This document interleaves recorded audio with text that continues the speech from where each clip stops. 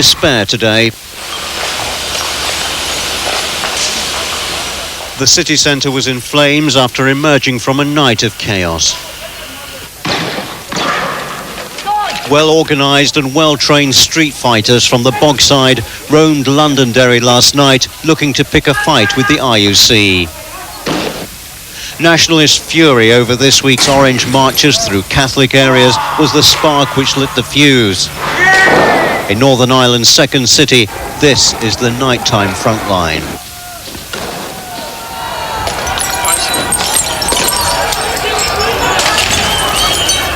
Once again, the main barricade was in front of the city's postal sorting office, where petrol bombs rained down on RUC officers and British soldiers for most of the confrontation.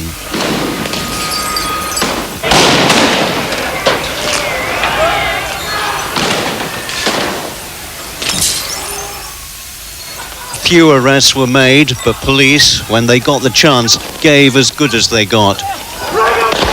Okay.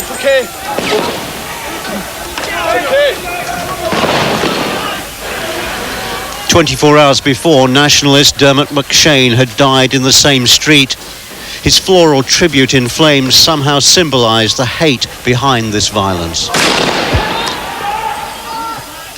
The rioters and security forces are not hand-to-hand fighting, but often they're no more than yards apart. After such intensity of violence, attitudes are hardening on both sides. Get him! The main policy has always been to try to save the commercial heart of this city, but on this, the third night of serious rioting, some buildings just couldn't be saved. And come morning, firefighters are attacked by rioters as they try to tackle a number of blazes.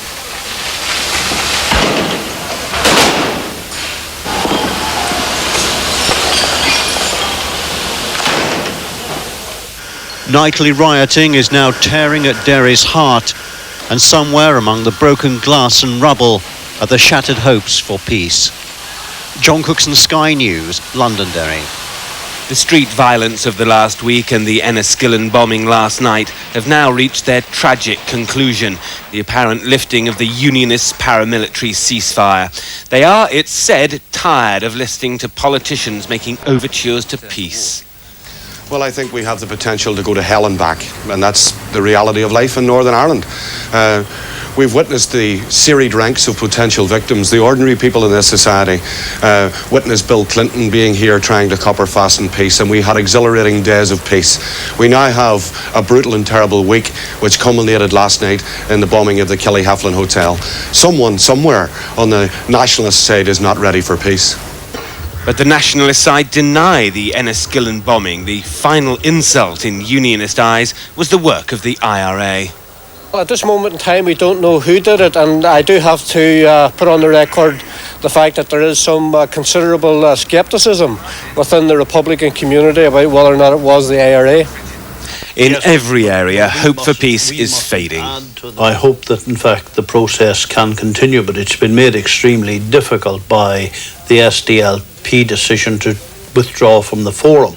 The SDLP leader, John Hume, is calling for talks with the Prime Ministers of both Britain and Ireland to seek what he calls a meaningful way forward. Richard Bestick, Sky News, Westminster.